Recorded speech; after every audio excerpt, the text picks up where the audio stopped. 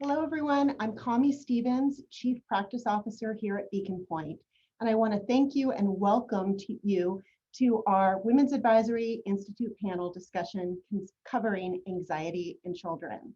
We're grateful that you could join us for this important conversation about our children's mental health. And we thought you'd be interested in knowing how we came about this as a panel discussion. The idea came about during one of our internal Women's Advisory Institute meetings where we identify topics that matter to us that we think will matter to our community of women. And in our last meeting, as we typically just start chatting, I shared my struggle in getting counseling for anxiety this past year for both my high school senior and also my sophomore in college. Both of my daughters were really struggling, and part of the problem in getting them help was dealing with all the privacy rights that they had because they are young adults.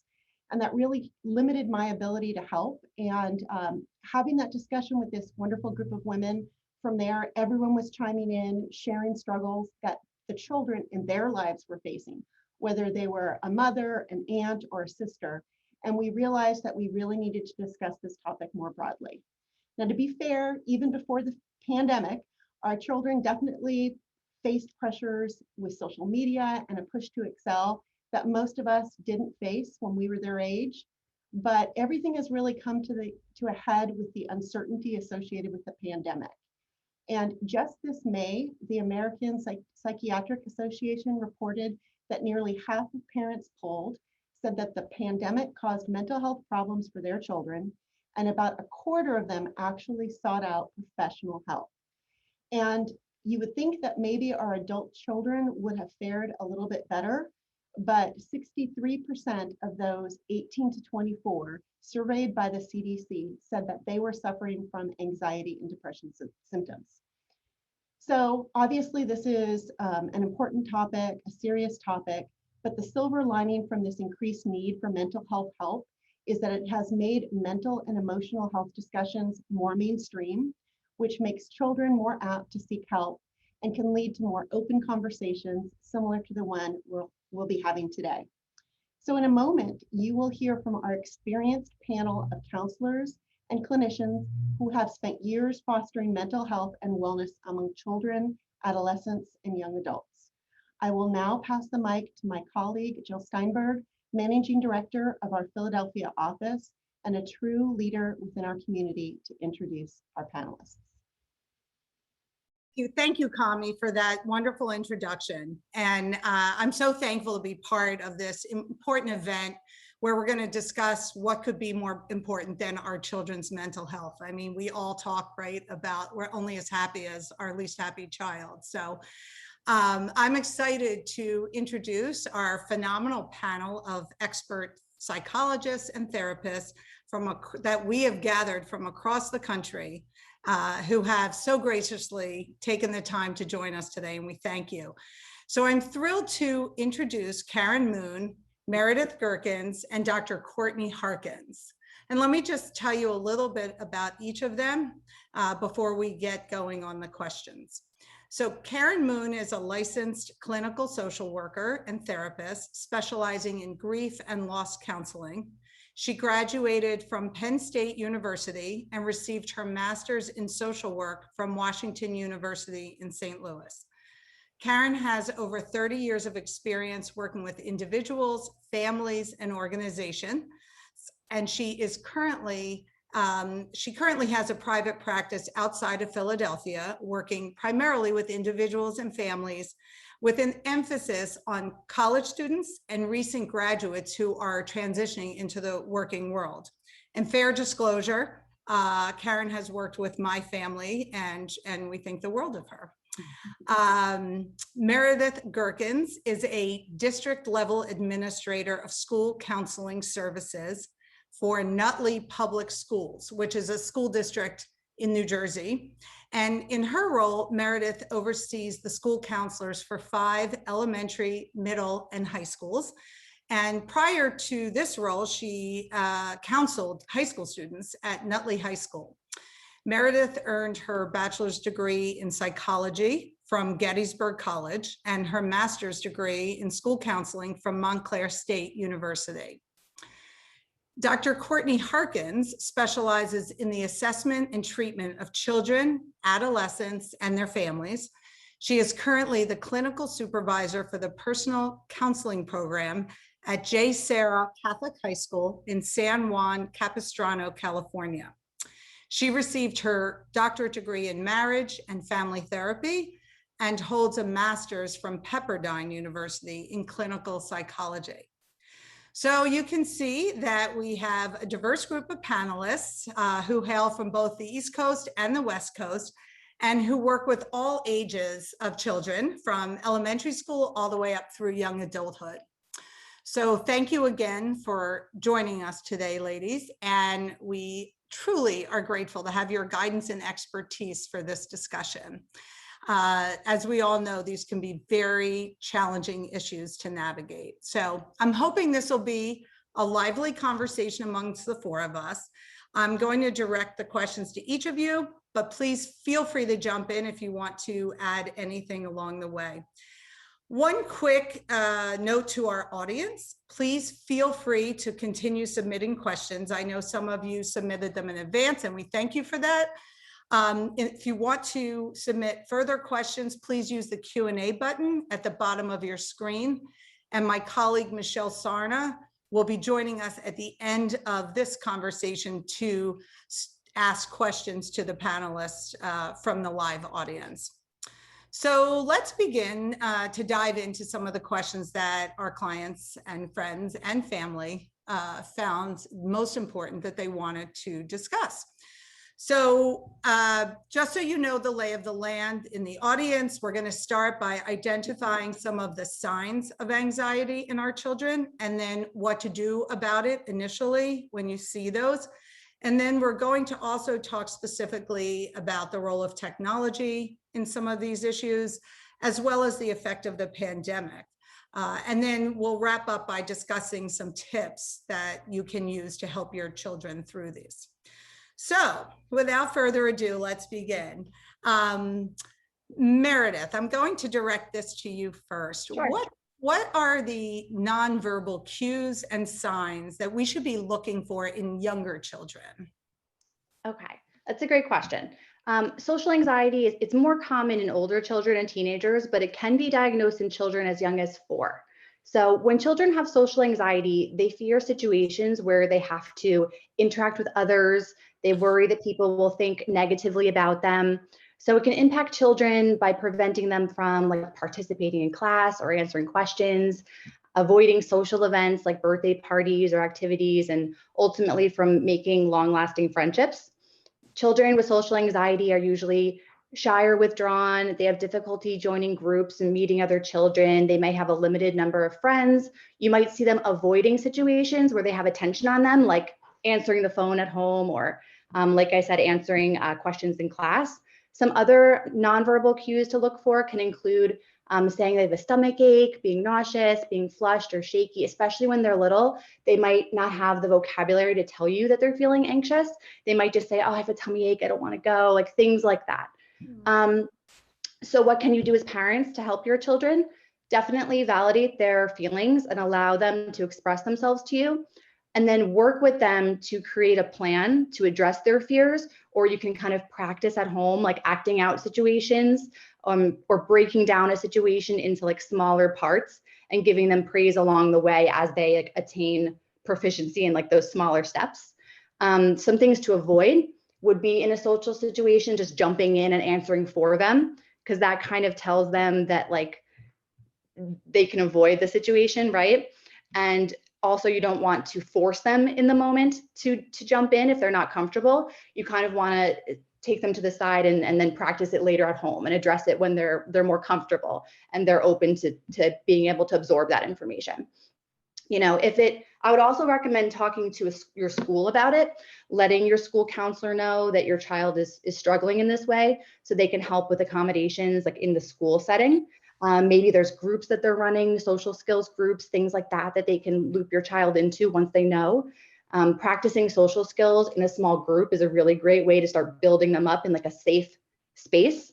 And And, if it's really getting bad, if it's lasting longer than 6 months, if it interferes with their daily life functioning, that's when I would recommend reaching out, to consult with a professional counselor. Okay, great. Thank you. That was great. So the kids play games is what I'm hearing, right? They're smart. Yes. They figure out how to work around it. All right, Courtney, what about high schoolers? What are some signs that are specific to that age group? You know what's funny? A lot of it is really similar to the little kids. They still, as teenagers, they'll still have headaches. Their stomach will still hurt. They'll come up with a ton of excuses to not do something. Oh, I have this, or yeah, I have a headache. My stomach is hurting. In teens, what we usually see is a ton of avoidance strategy. So they're going to figure out a way to just not do it. And when we think about anxiety, a lot of it is we don't want to face our fear. So we try and do everything we can to not do that. And then here's the thing, parents, I know it is so tempting to, like, you see your kids struggling, but what drives me a little nutty when I'm working in the schools is when the parents will come in and then call and excuse their kids' behavior. And this usually happens a lot around testing. If there's a test day, for sure, we get a lot more moms, dads calling in, the kid is suddenly sick. I would really encourage you not to do that, because treating anxiety, you want them to face their fear, and you want to have them build up their skill set. So I'd rather have them go and take the test. And you know what? If they don't do well, don't scream and yell, but say, hey, what can we learn from this? What did you learn about yourself? And what do you need to do differently so you can be successful next time? But what I see a lot is there is this family interaction where the parents mean well. I mean, I've met so many wonderful parents, and they think that they're doing the right thing for their child by sometimes bubble wrapping them and taking the anxiety or the stressful event away from them.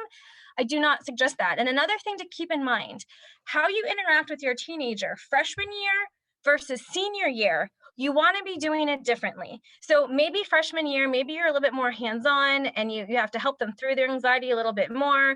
Maybe they get a mental health break and you do call in school. But towards the end of their senior year, you really want to make sure that you've given them a skill set to face their anxiety, to know how to manage it, because a lot of them, you're launching them off to college or you're launching them off to a trade, and they definitely want to have a different skill set by the time that they leave high school versus when they enter. But sometimes parents, I'm a mom of 4, so I get this. Sometimes we overdo things, and we're actually making the anxiety a little bit worse for them. Yeah, it seems like it's the whole thing about the helicopter Oh, yeah. parents, right? And just like not letting your kids fail at little things that don't have large consequences, right? Well, and here's the thing is I would rather take a helicopter parent over, there's a new style of parenting that we have labeled. It is called the snow plow parent, which means you remove every obstacle in the way of your child. And guess what? If you do that, you're going to make their anxiety worse. You're not helping them. You're actually creating a bigger anxiety monster. So please don't be a snow plow parent. If you are, maybe go back to a helicopter parent. And then from a helicopter parent, let's go back down to giving your child space to explore, find themselves, and give them the skills that they need so they can be successful. Okay, that's great. All right, Karen, let's talk a little bit about college age into young adulthood. What are some signs that you see in this age group? Maybe it's the same, maybe it's different. There's a lot, yes, thank you. And there's a lot the same. And I so appreciate both what Meredith and Courtney said. And you still see in college and young adults the complaining of the stomach ache because there's not the emotional language of saying this is really anxiety. But for the most part, most college and young adults do have the language. In some ways too much language. There's so much talk about I'm anxious, I have anxiety, that it can get kind of watered down. So let's first say that anxiety is part of the human condition. We all have anxiety. It's a matter of degrees.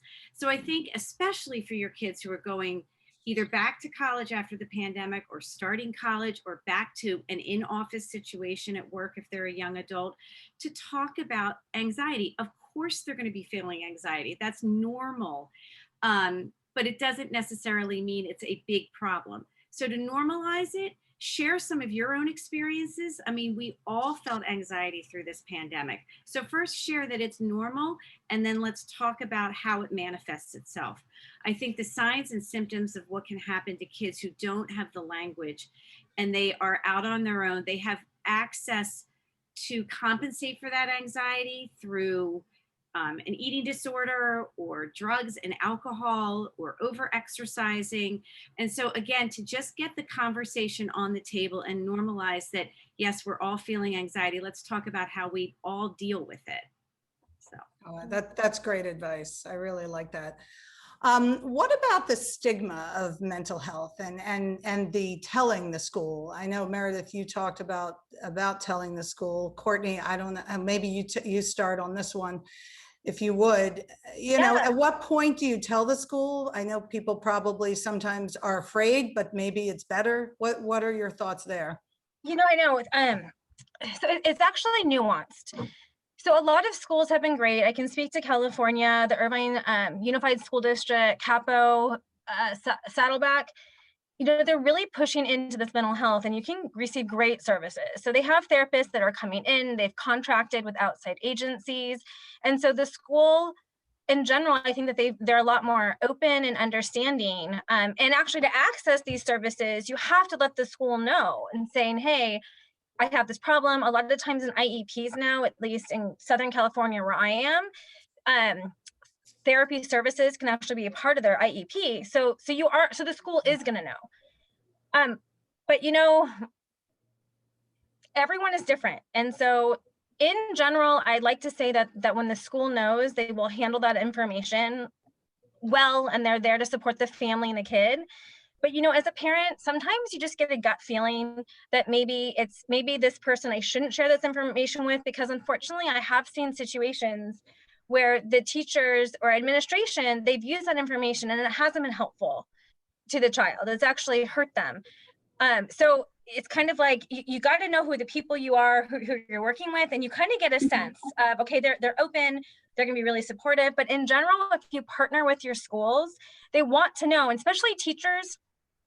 My mom's a teacher, so I can say this, but you know, when you're with kids every day, sometimes you tend to maybe be like, oh, well, they're just lazy. The kid doesn't want to do it. They're just being disrespectful, when it's really a mental health situation. And if you go to the teacher a lot of times and say, hey, my kid's really struggling with this, they will then be a little bit more empathetic towards the behaviors of the acting out behaviors that maybe they're seeing in class.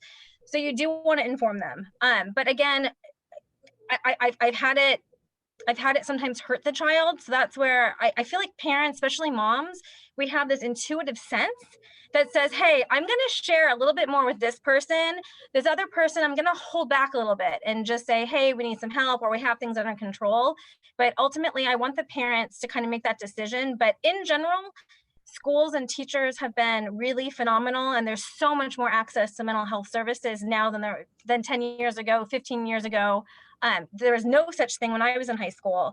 But like a lot of the private schools now, they have their own therapists on staff, like J. Sarah does.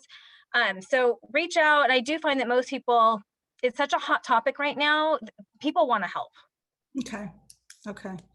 Yeah. Let's shift gears a little bit and talk about technology. Karen, I'm going to let you start on this one.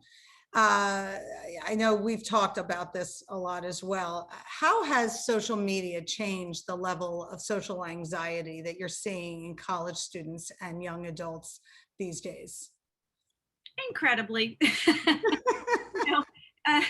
We all have a love-hate relationship with social media, but especially when your child or your young adult is anxious or coping with depression, social media can be not a great thing for them.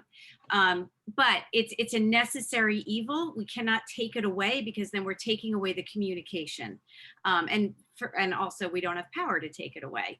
But this is another one of those examples of having an open communication with your child and talking about, like, how does social media serve you or disserve you?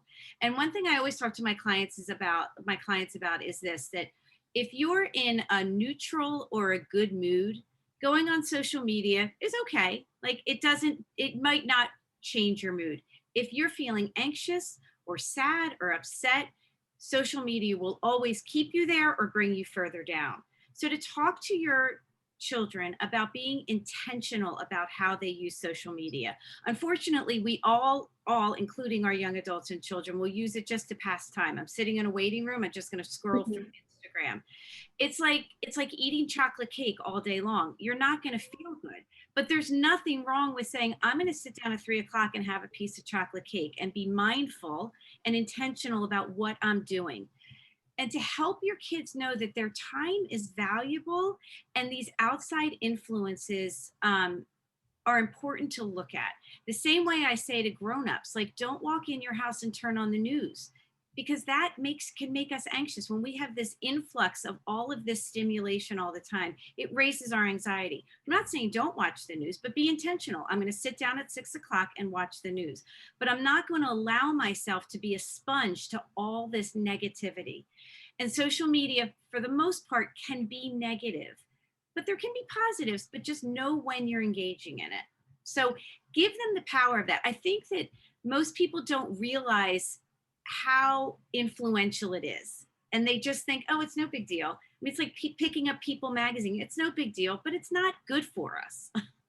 Well, it's a lot of the FOMO, you see, because people only post happy things, right? Yeah. Right. So that just makes people and more. Everybody kind of know, and people, and like kids know that, but they're not reminded of that enough.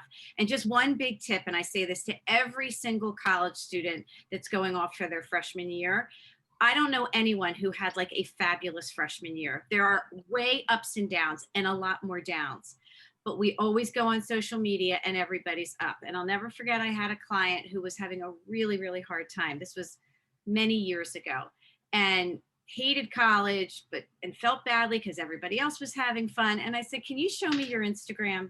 Let me see your page. And I looked at her page and I said, it looks like you're having a great time. It was all the good stuff. And she kind of laughed. And I said, and that's what everybody else is doing. So especially for those freshmen, especially those freshman girls who want to go and get their group right away, they're going to go on and all their high school friends will have found their people within the first 2 weeks, which is, only 1% of the people I talk to get that. So. Right. Or you always say, trust me, you're not going to be friends with these people by the time you graduate. Right. Okay. And Meredith, what about in the younger kids? I mean, maybe it's not so much social media, but maybe it's games, videos, that sort of thing. How has that changed the level of anxiety we're seeing in younger children? Yeah, well, the technology such as video games and videos and games on young children, there's a lot of effects. One is a lower attention span. So when you think about like the immediacy of technological interactions, it makes waiting harder for children. They aren't forced to wait. They can dial up their show immediately, and they don't get bored because they always have something to entertain them. I mean, I'm in my 30s, and I even notice myself sometimes, like when I'm watching a show that has a commercial, I pick up my phone during the commercial to like fill the commercial time. And I have a 30-something-year-old brain, and their brains are developing, and they've never not had that immediate technology access. So they're so used to that. So we're seeing a lower attention span.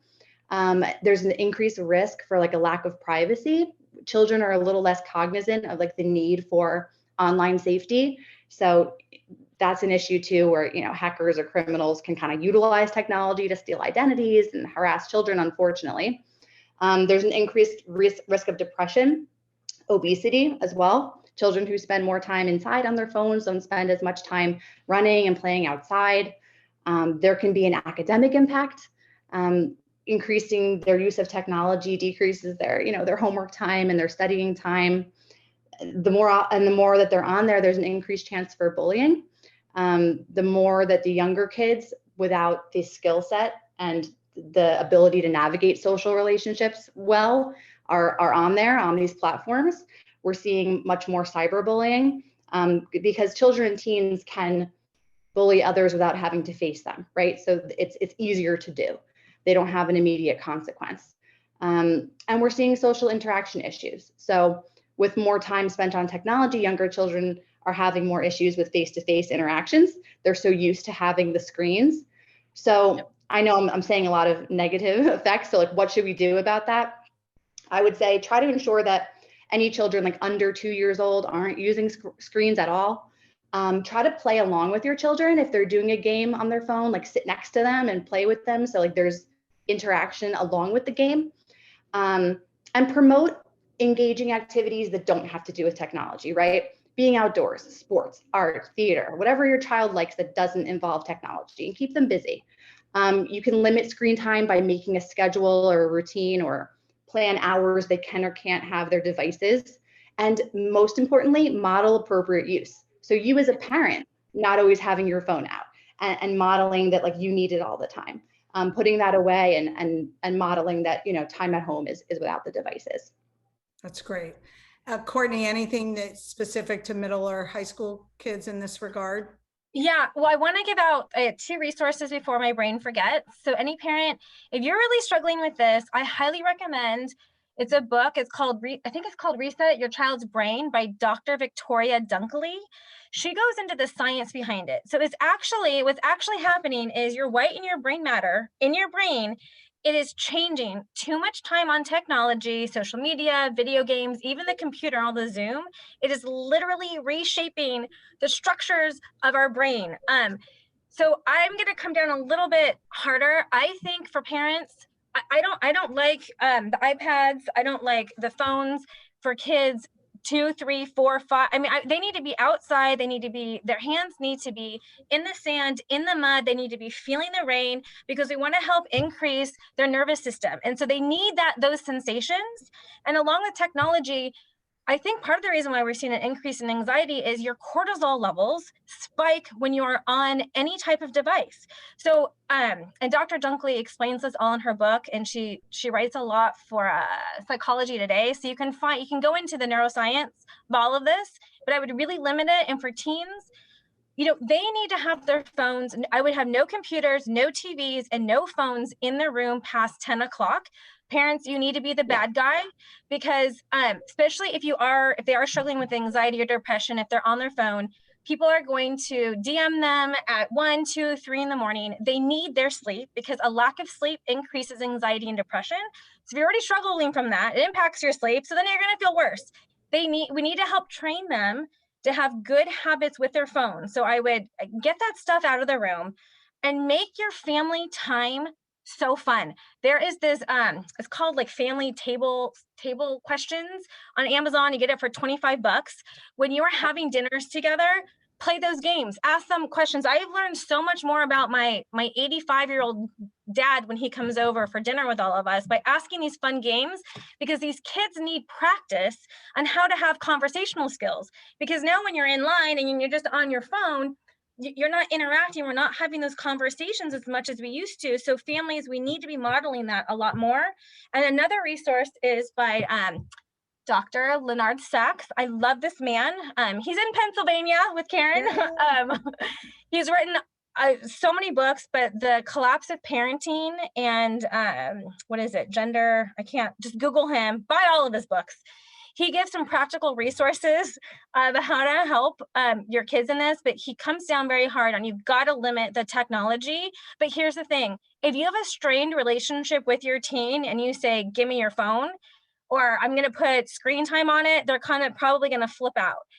You need to really push in and connect with your teen as much as you can. Go camping with them, harness the relationship, because when you're closer and you have a better relationship with your kid, and then when you set these limits, they're more able to follow the limit setting because the relationship is intact. So if you're struggling, I would push into the relationship, connect with your teen, and then start to put boundaries around their use. But they need the use because it's literally changing their brain structure, their brain chemistry, their prefrontal cortex, which allows you to think clearly, to make executive decision. It impacts this the most, and it hasn't been developed to the time that they're 25.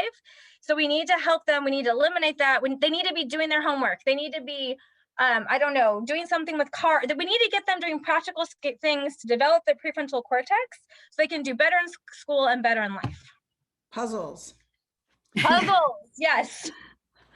Okay, well, this is a good segue into the pandemic, because obviously during the pandemic, it's been hard to keep these kids off of their devices, right? Because they're being forced to be on it all day long. So what are each of you seeing in your practices? Some things as to how the pandemic has affected the increased anxiety among kids. Anybody want to start in general? Karen, do you want to start? Sure. Yeah. Okay, so the pandemic, first of all, I read something on Facebook and I love this. We were all in the same storm, but we were on different boats. There were some people who were on yachts, and there were some people who were on life rafts, and there were some people who were drowning.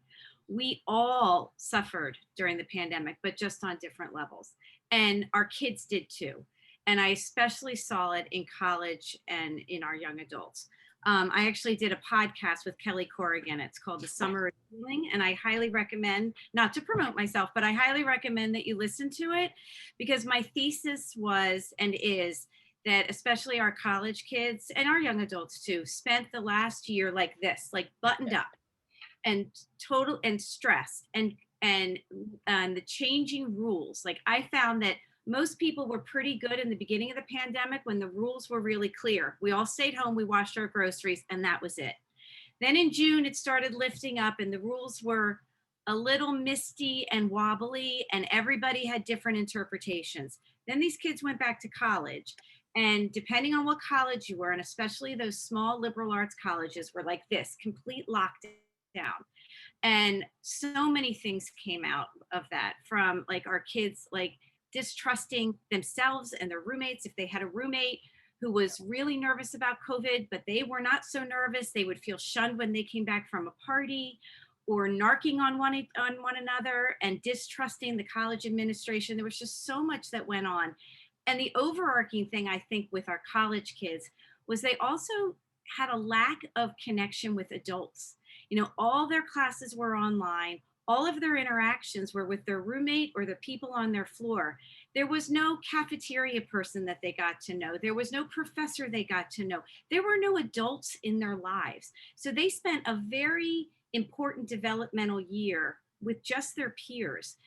And their peers were not doing so well. I mean, nobody was doing really well.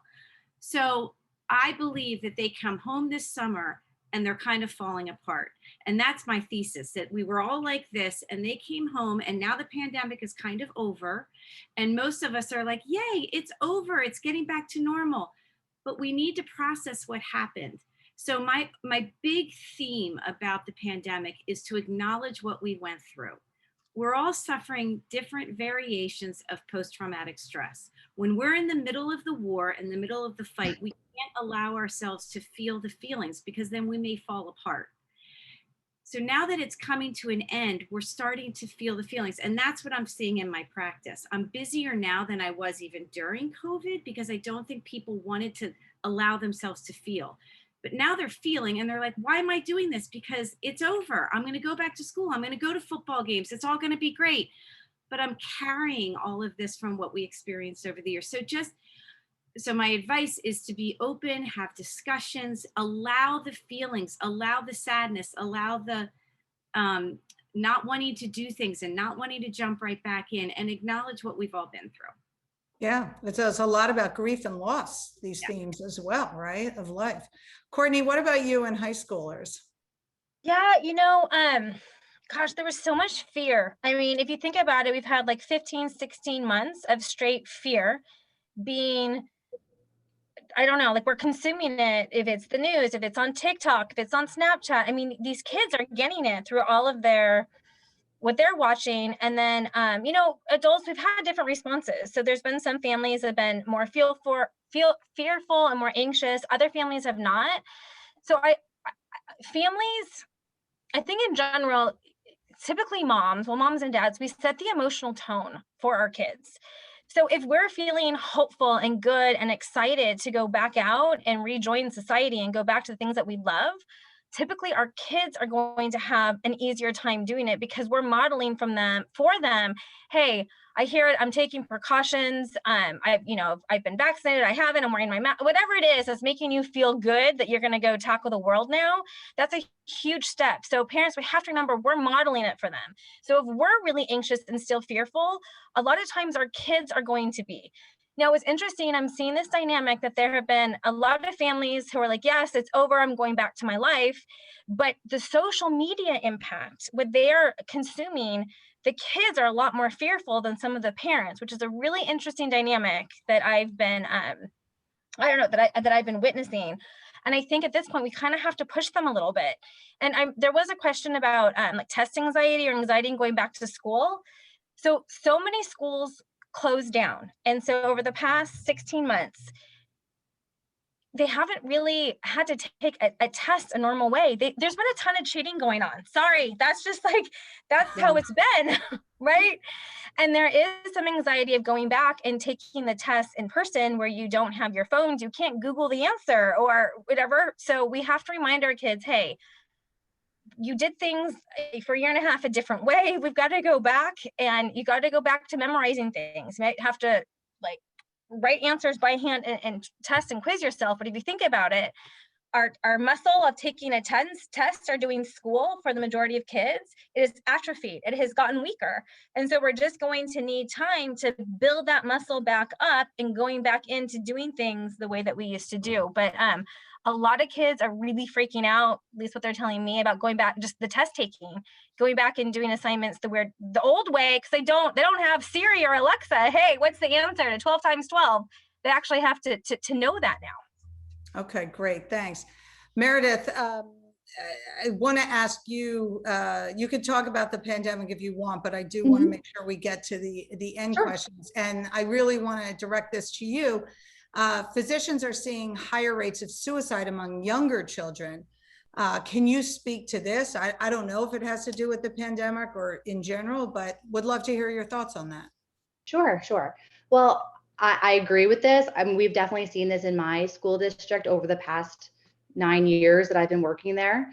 I can attest to the fact, like, at least in my world, we're doing way more risk assessments and sending students to the hospital or higher levels of care very frequently. And it's also starting at a younger age. There are many reasons for this, and experts have pointed to, the impacts of the pandemic, certainly, but also multi-generational housing and food insecurity, stigma around mental health treatment within the family and culture, online bullying, increased use of social media at a younger age, like we talked about before. I also personally, I feel like I see it a lot, characters discussing suicide in TV shows, movies, and books more regularly, which in some ways it's good, right? Because it increases awareness. But in other ways it's bad, because if it's not depicted correctly, it sends the wrong message to viewers, and it kind of builds a narrative that suicide is an option. You guys must have heard of 13 Reasons Why. And that was one of the ones that was heartbreaking for me to watch as a counselor in the show. Because you both talk. 13 Reasons Why. Okay. So the student in the show goes to her school counselor, and the counselor brushes her off. And then the character ultimately completes suicide. And, to people in our field, I was like horrified watching it, because I knew it had like millions of viewers, and it's sending such a bad message, and it's out there, and kids are discussing it and seeing messages like that. So I think personally, like, that's one of the reasons, because just from my students that mention things like that and get ideas kind of planted in their heads that are incorrect. And we want to encourage help seeking always, not discourage it with bad examples like that. And then increased use of social media. So they are always aware of what everyone else is doing, how many friends everyone has, the level of closeness between the peers. It's all tangible and measurable and right there for them to compare themselves against, right? And they're at a stage in their development where belongingness to a group is such a critical task for them. It's of central importance. And when they're not feeling it, that they're achieving that, and they're seeing all these other models of students that they think are, there's no escape from it, right? If there's social media. Back in the day before that, we might have had a bad day at school, but then we go home and we're like, okay at home, right? But it follows them, because then they log on, there's more, like, there's no rest, there's no break, right? That's when you can lead to despair, hopelessness, feeling like there's no escape. So I think, what parents can do, must do, is educate themselves on and understand risk and protective factors and warning signs for suicide, and know what to do to get help for someone who might be in a danger of self-harm. Would you guys like me to go into that a little bit? Yeah, maybe Does Karen or Courtney want a to quick and jump in? dirty version. Sure. What or no? Should we keep going? Yeah, Meredith, go ahead. Yeah. Okay. So we want to talk about risk factors. A risk factor is like a characteristic or a condition that increases the chance that a person might try to take their life, like a pre-existing health conditions, mental health conditions, anxiety disorder, conduct disorder, or serious like physical health conditions, traumatic brain injury. There's also environmental risk factors, like having access to lethal means, prolonged stress, stressful life events like divorce, rejection, financial crisis, or exposure to another person's suicide, or to graphic or sensationalized accounts of suicide, like I was talking about before. Also, previous suicide attempts, family history of suicide, childhood abuse, neglect, or trauma. And then there are protective factors. So these are things that we want to build up. So things that would reduce the risk of someone being at risk of suicide. So that's access to mental health care, being proactive about mental health, feeling connected to family, community support, and increased problem-solving skills and coping skills, limiting access to lethal means, and most importantly, cultural and religious beliefs that encourage connecting and encourage help seeking and discourage suicidal behavior or create a strong sense of purpose or self-esteem. So then warning signs are different. Warning signs are actual behaviors or things that a person might say or do to look out for. When a person might be suicidal, you might see a change in behavior or the presence of entirely new behaviors.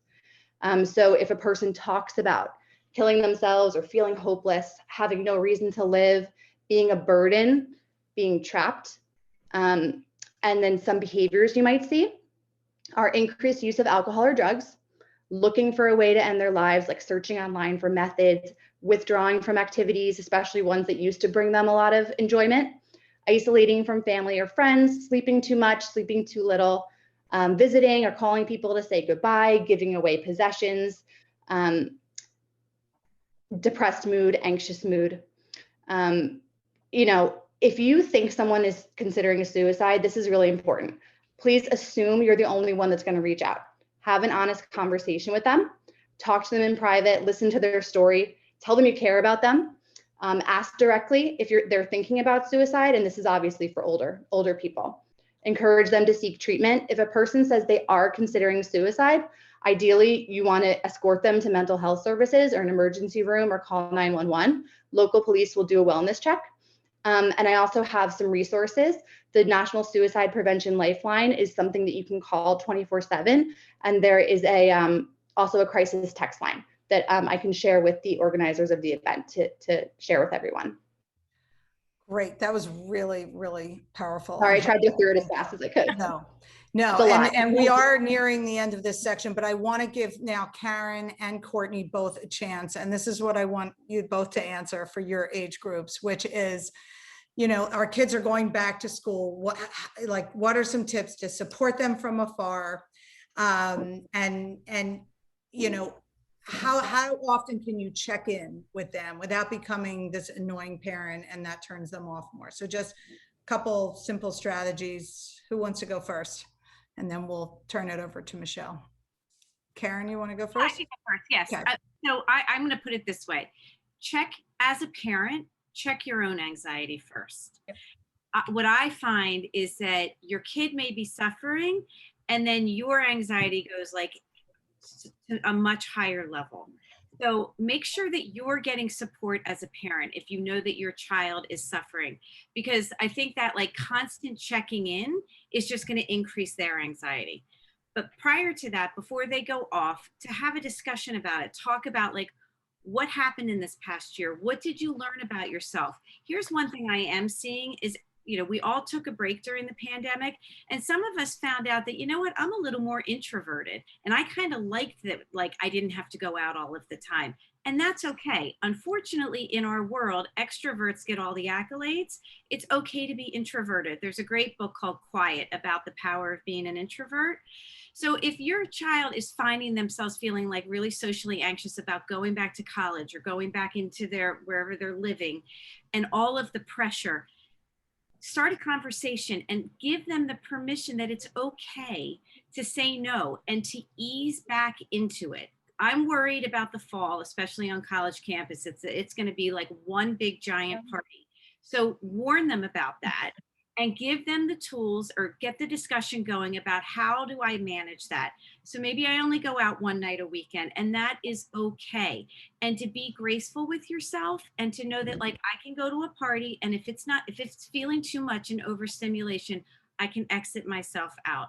And the number one thing is that you're always available to talk to them. But leave it more in their hands than you continuing checking. If you can get a level of trust with your adult or young adult child that please call me and I will be there, then you don't need to be constantly checking in. And if you find yourself like feeling really anxious and wanting to check in, pause and realize that that's for you and your anxiety, not necessarily for what might be going on there. Great. That's really helpful. Thank you. And Courtney, final thoughts? No, I loved what Karen had to say, because sometimes as parents, our own anxiety gets in the way and hinders it. So however you're feeling, kids will avoid sharing things if we are going to overreact. If our emotions are way too big, then our kids learn, I can't tell mom and dad that. So if you want to help re-energize them and connect with them and have them open up to you more, the best thing you can do is when they come to you, I want you to stop, listen, and reflect what they're telling you, and try not to put your emotion or your fears onto your child. And I swear this works like a charm.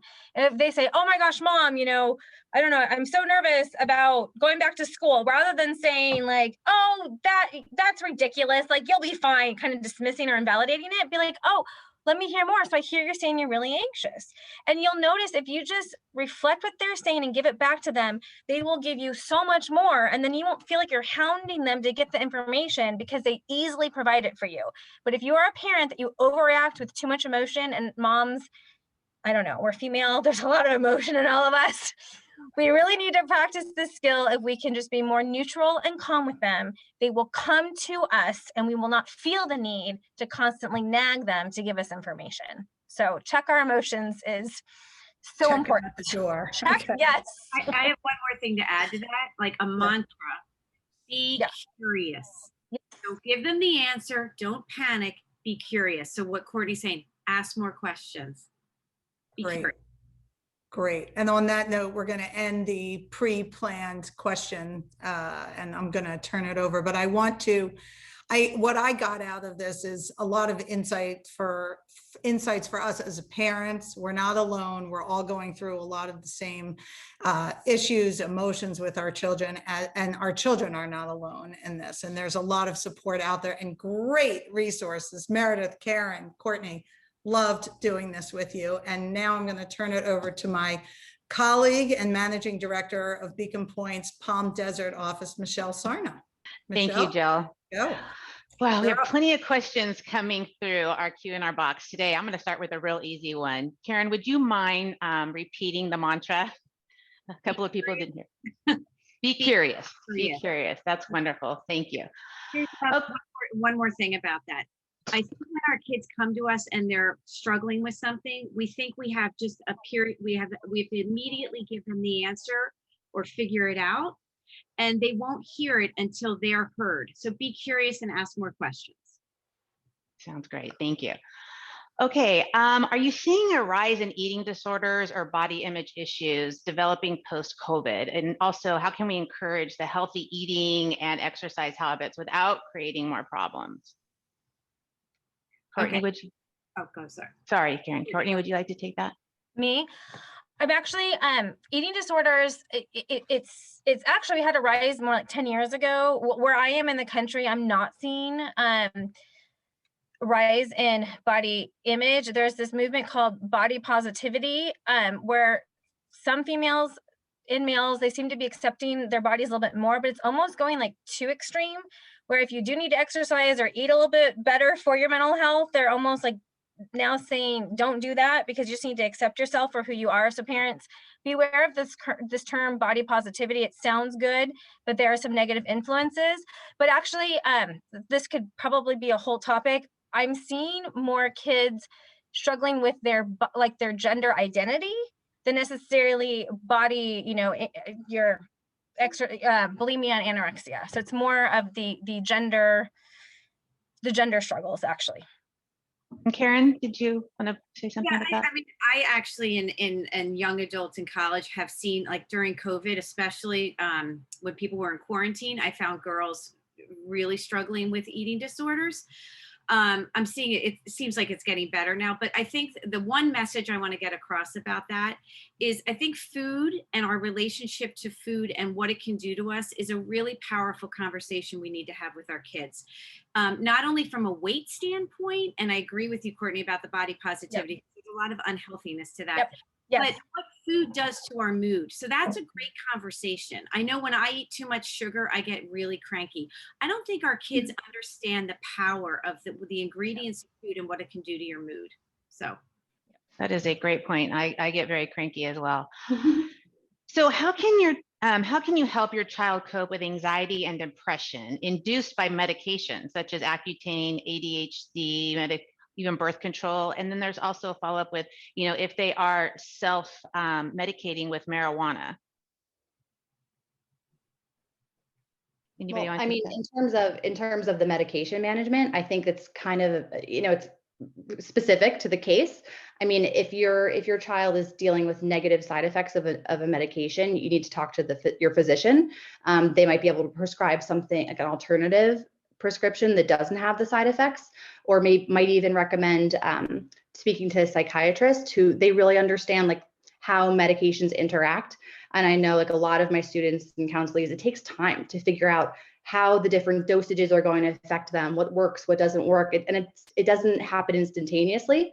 Sometimes they have to tweak dosages and work on it. So you really need to have an open conversation with physician and a psychiatrist and a counselor, whoever's involved in your care, and report side effects and really have that ongoing until you find, medications that work for you. And Karen, I'm sorry, Courtney, go ahead. I want to jump in on the birth control aspect, especially for females and teens. I know a lot of parents, or at least what I've seen, they put their daughter on birth control because of cramping or because of acne. What we're finding, and I've been able to work, we have a nurse, and so we've been working hand in hand with these teens. The acne or the cramping is usually a side effect of actually something else, like insulin levels. Your hormones are off. I would actually really push parents to take your child off of birth control and work with a gynecologist or endocrine system and make sure that there's not something actually medically going on with them first, and fixing it at the root cause. Because if they have problems with sugar, if their hormones are off, there are other ways of fixing it, just besides birth control, because I'm getting a lot of girls that their anxiety and depression, their thyroid, they're having a ton of side effects through the birth control, and we actually fix it, and their depression and anxiety get better by taking them off birth control and getting to the root cause. So I'm loving working with actually endocrinologists. I refer a lot of my high school girls to endocrinologists, and it's been amazing the results that we've seen. That's wonderful. And what about with that, the marijuana use? I mean, in California, it's legal, even though it's really not legal to like 16-year-olds. How do we go about if, we're an open parent and we're saying, yes, go ahead and use it, but then we can't control how much they're taking it or if it's even working? And I mean, I know I'm not gonna, push marijuana on people, but if they're already using it, what do you do about that? Oh, Karen, do you want to go? I was just going to say, I mean, it's not that different from alcohol. In having an open conversation, I will say from my experience, boys especially can get into a habit of smoking a lot all day long. And the lethargy and the lack of motivation that comes with that is unbelievable. So it's having a conversation about like what works for you and what doesn't work for you, and looking at the signs and symptoms of what is happening to your child, and not demonizing marijuana, just like you don't want to demonize alcohol, but everything in moderation. And it's all different for everyone. Some people can smoke a few times a day and be okay, but a lot of people can't. So it's having an open conversation about it. Well, I want to kind of piggyback on what you're saying, Karen. What we talk to our high schoolers about, I don't know if you know this, but the brain goes through a massive reconstruction from the age of 12 to about 25 in girls, 27, 28 to boys. So I want you to really think about this. So when your brain goes through this massive reconstruction, the things that you do more of, those connections in your brain are going to become stronger and stronger and stronger. And then the things that you're not doing, they become weaker and weaker and weaker. If you are using marijuana or any drug or alcohol to reduce your anxiety or to self-soothe or something's wrong, that connection in the brain is going to get so strong, especially at the age of 16 or 17. I honestly would hold off. And you want to find out, well, why are they having a hard time self-regulating? A lot of drug use is related to self-regulation. They have a hard time, if they're really up or anxious, of bringing themselves down, having good calming thoughts. They're in this constant race, and we call them negative cognitions. They get looped into these negative cognitions. I'm not good enough. I'm trapped. I can't be in control. So they use these outside sources to help calm them. With teens that young, you have a harder time later on in life if you want to get off the alcohol or you want to get off the marijuana, because the connections have been grooved in so much just because your brain goes through this massive reconstruction. So if there's a way to figure out how to get your child off the marijuana and natural ways of dealing with anxiety and the depression, we need to do that. I would recommend that. Doing that. Okay, great. I know we're getting close to the end of the hour, so I just wanted to let everybody know that we are recording this, and all event attendees will receive a copy of the recording along with all the resources that we had discussed. So if you have to leave, don't worry, you will get something in the coming weeks, a replay of this. Just a few more questions if you ladies don't mind. I know, like I said, we're getting a little bit short on time. This is kind of switching the topic a little bit. Finding it challenging to find in-network therapists that my child bonds with in terms of the financial aspect. Can you shed light on how to find more affordable resources? I would start with your school district and usually I know, like for me, like I'm that's part of my job, right? Is to compile resources for parents, and I know which ones operate on a sliding scale, which means that they'll reduce fees, even if they're out of network, or even places that they can go for free. So I kind of have a range of resources that I can give to my families. So I would start with your school and see what community partnerships that they have and they can recommend, like, and what you can afford. Okay. Karen or Courtney? Yeah, and I would say, if you have a college age student, college mental health services are excellent. They are overbooked these days, but to be patient. And, therapy is a wonderful resource. If your child can't get into a therapist right away, there are other ways of releasing and getting out. And journaling is a really great tool and resource to advise for your children to get the feelings out. So if you're waiting for a while to get into a therapist, I would try that. And also your pediatrician too is a great resource. Okay, great. And I do know I have some clients that struggle with the financial aspect. And, we do want to just remind everybody, if they have access to a FSA or an HSA, you can definitely utilize that as well. It may not cover everything because therapy can be expensive, but at least it could cover some of it ongoing. And also your employee assistance program. So you can go in and might cover 3 to 5 sessions, but at least you can get that started. And then if your child likes it, then you could hopefully work with them financially. Okay, I do have just a couple more questions. They're kind of the same, but this one here is Arizona just joined Texas and a handful of other states requiring mental health education as a part of the physical education curriculum in schools. How important is this to the future of helping students and families reduce stigma, understand mental health and seek and receive services? Great question. I think it's incredibly important. It's something that's a large part of my work as a director of counseling and on, district teams of building social emotional learning programs, K through 12. The more that we normalize it, talk about it at younger ages, help students identify and label emotions, teach them coping skills at a younger age so that they don't get to an older stage in life without having those skills. And then also bringing parents in and bringing teachers in. I find in the schools when only the counselors are talking about mental health and it's not in the classroom, it's not as normalized. So once we have classroom teachers actually teaching mental health curriculum, which I think is so good, they're seeing that it's part of our everyday language, and it's comfortable to speak about with everyone. It's not something we do behind closed doors with our counselors only, right? It's part of our everyday. Absolutely. Courtney, do you have anything to say about that? I think it's wonderful and fabulous. I just want to remind parents to, you're going to have more of an impact as a parent than the school. It's wonderful that the schools are doing this, but parents, I loved what Karen said earlier. You know, let your kids know, hey, when I'm anxious, this is what I do. You know what I mean? And sometimes I go to this place, but then I help myself by I go on a drive, or that's why you see, you know, dad goes in the hot tub to relax or whatever it is. If you can talk about it as a family, I think it's so important that the parents set the tone, because if you're getting it at school, but then the kids pick up like, oh, I can't talk about this in the family environment, they're going to shut down more. So as parents, I totally encourage you to talk about it within your family structure with your kids. And then when they hear it at school, it's being reinforced. Great. All right. Well, thank you very much. Well, we're pretty much at the end of our time together. I cannot thank you enough for the time and talent in helping our children. And to our audience guests, thank you for attending this extremely important conversation. As a mother of a college-age child that has suffered from anxiety, I know how difficult it is to manage your feelings while trying to care for your child. We hope you found today's information useful and helpful and empowering, knowing you are not alone. We have multiple resources available that we will be sharing with you in an event summary email, like I mentioned, in the recording days of the virtual event. So thank you again for sharing your time with us, and we hope you have a wonderful rest of the week. Thank you, ladies, so much.